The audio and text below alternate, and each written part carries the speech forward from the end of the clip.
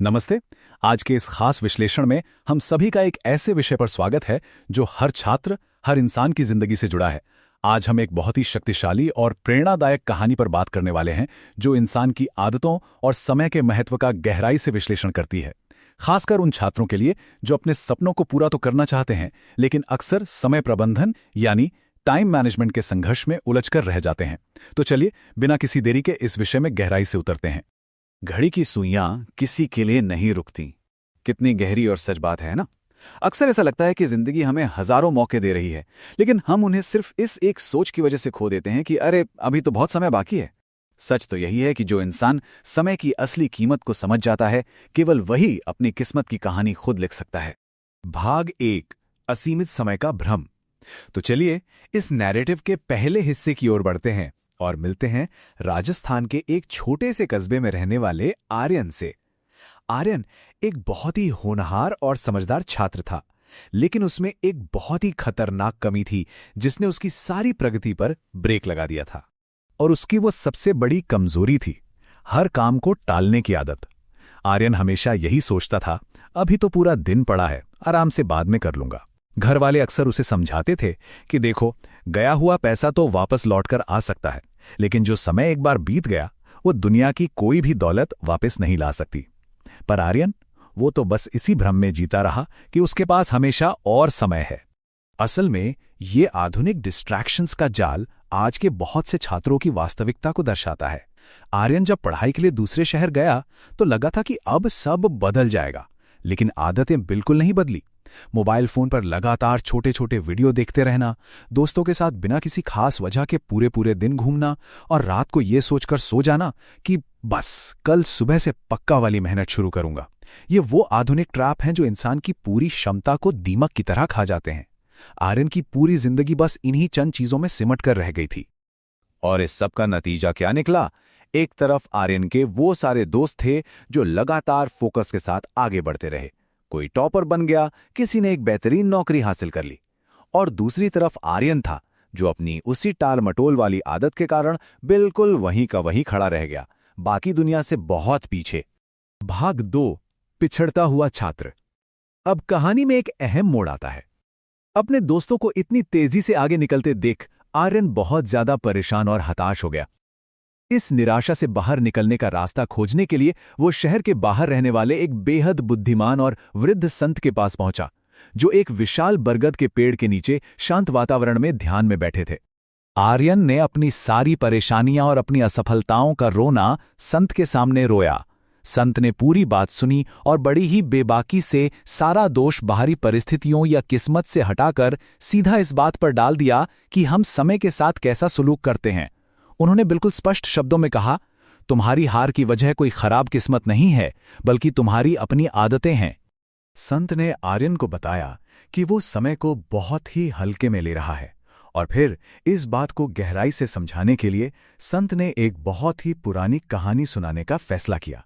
तो अब सवाल ये है कि आखिर वो कौन सी कहानी थी जो लगातार फेल हो रहे एक छात्र की पूरी सोच और किस्मत दोनों बदल सकती है। चलिए इस प्राचीन कहानी के सफर पर चलते हैं। भाग 3, राजा का सुनहरा अवसर। संत द्वारा सुनाई गई इस कहानी में दो मुख्य पात्र हैं। एक तरफ वीरेंद्र नाम के बहुत ही दयालु और दरियादिल राजा, और दूसरी तरफ मोहन नाम का एक बेहद आलसी आदमी, जिसका हमेशा यही रोना रहता था कि उसकी गरीबी के लिए सिर्फ और सिर्फ उसकी खराब किस्मत जिम्मेदार है। हुआ यूं कि एक दिन राजा की मुलाकात अचानक मोहन से हो गई। उसकी खस्ता हालत देखकर राजा को दया आ गई और उन्होंने उसे एक ऐसा सुनहरा प्रस्ताव दिया जो रातों रात किसी की भी जिंदगी पलट सकता था। राजा ने कहा, आज सूर्यास्त होने से पहले पहले राजमहल पहुंच जाओ। वहां खजाने से जितना सोना चांदी तुम अपने साथ उठा सकोगे वो सब तुम्हारा होगा। जरा सोचिए, ये इतना बड़ा मौका था जो मोहन की उम्र भर की दरिद्रता को हमेशा के लिए मिटा सकता था। लेकिन हम इंसान खुद अपने हाथों से अपने मौकों का कैसे गला घोटते हैं, ये मोहन की इस जानलेवा देरी से पता चलता है। मौका मिलते ही वो खुशी के मारे भागकर घर गया, पत्नी को सब कुछ बताया, लेकिन हैरानी की बात देखिए, उसने तुरंत जाने से साफ इनकार कर दिया। पत्नी बेचारी बार बार कहती रही कि जल्दी जाओ, लेकिन मोहन ये सोचकर बिल्कुल धीरे धीरे आराम से खाना खाता रहा कि अरे भाई, इतनी भी क्या जल्दी है, अभी तो बहुत समय है। और फिर उसने वो फैसला लिया जो आज के छात्र भी अक्सर लेते हैं, खाना खा लिया है, बस आधे घंटे आराम कर लेता हूं। और वो जो सोया तो सीधा दोपहर बीतने के बाद ही उसकी आंख खुली। भाग 4, डूबते सूरज से दौड़। अब यहां से कहानी की रफ्तार अचानक तेज होती है। मोहन जब सोकर उठा और उसने देखा कि दोपहर तो कब की बीत चुकी है, तो उसके होश उड़ गए। वो बुरी तरह घबरा गया। उसने आनन फानन में कुछ बोरे उठाए और सूर्यास्त से पहले किसी भी तरह महल पहुंचने के लिए एक अंधी दौड़ शुरू कर दी। मोहन का ये पूरा विनाशकारी दिन कुछ इस तरह हाथ से फिसला। सुबह उसे ये सबसे बड़ा मौका मिला था। दोपहर उसने घर पर सिर्फ खाना खाने और सोने में बर्बाद कर दी। अब जब वो भाग रहा था तो तेज धूप और गर्म हवा ने उसे थका दिया। उसने सोचा थोड़ा पेड़ के नीचे सुस्ता लूं, और उस ठंडी हवा में उसे फिर से गहरी नींद आ गई। ये कितनी बड़ी विडंबना है। जब उसकी आंख दोबारा खुली तो आसमान पूरा लाल हो चुका था। शाम ढल रही थी। वह अपनी बची खुची पूरी ताकत से महल की तरफ दौड़ा, लेकिन तब तक बहुत देर हो चुकी थी। ठीक सूर्यास्त के समय महल के वो विशाल दरवाजे उसके लिए हमेशा हमेशा के लिए बंद हो चुके थे। इस दृश्य की गंभीरता रोंगटे खड़े कर देने वाली है। मोहन महल के बंद दरवाजों के बाहर घुटनों के बल जमीन पर गिर पड़ा और फूट फूट कर रोने लगा। अपनी जिंदगी का सबसे बड़ा, सबसे सुनहरा मौका उसने महज अपने आलस और काम को टालने की एक छोटी सी आदत की वजह से हमेशा के लिए गवा दिया था। इस एक आदत ने उसके पूरे भविष्य की कीमत वसूल ली थी। भाग 5, आर्यन का जागरण। संत ने यह कहानी बस यहीं खत्म कर दी। अब हम वापस लौटते हैं आर्यन के पास। संत के सामने बैठा आर्यन अब बिल्कुल खामोश था। उसकी आंखें झुकी हुई थीं और वो एक बहुत ही गहरे एहसास में डूब चुका था। उसे एकदम शीशे की तरह साफ हो गया था कि वो खुद भी बिल्कुल मोहन की तरह ही व्यवहार कर रहा है और अपने जीवन के सबसे कीमती समय और मौकों को अपने ही हाथों से बर्बाद कर रहा है। और दोस्तों, बिल्कुल यहीं से आर्यन के जीवन का सबसे बड़ा और सकारात्मक बदलाव शुरू होता है। संत के चरण छूने के बाद आर्यन ने एक पक्का इरादा किया। उसने अपने सारे बहाने और मोबाइल फोन जैसी बेकार की डिस्ट्रैक्शंस को पूरी तरह से अपनी जिंदगी से निकाल फेंका। जो आर्यन पहले सिर्फ आलस करता था, वो अब रोज बिना नागा किए कड़ी मेहनत करने लगा। उसने अपना पूरा ध्यान सिर्फ अपने लक्ष्यों पर केंद्रित किया और देखते ही देखते वो कॉलेज का टॉपर बन गया। महज कुछ ही सालों की मेहनत ने उसे पूरे शहर के युवाओं के लिए एक बहुत बड़ी प्रेरणा बना दिया। आज के इस पूरे विश्लेषण से जो मूल दर्शन निकल कर आता है वो बहुत ही स्पष्ट है।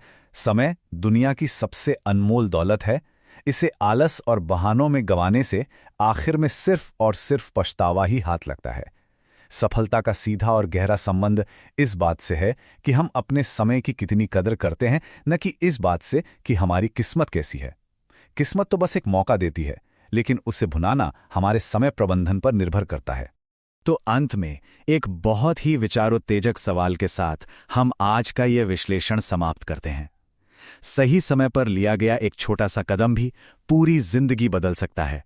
लेकिन आज टाले गए कामों की वजह से भविष्य के वो कौन से बड़े सपने हैं जो हमेशा के लिए अधूरे रह जाएंगे? ये एक ऐसा सवाल है जिस पर हम सभी को बहुत गहराई से विचार करने की आवश्यकता है। लक्ष्यों को कल पर टालना बंद करना और आज बिल्कुल अभी से उन पर काम करना शुरू करना ही असली जीत है। इस विश्लेषण से जुड़ने और समय के इस महत्व को समझने के लिए बहुत बहुत धन्यवाद।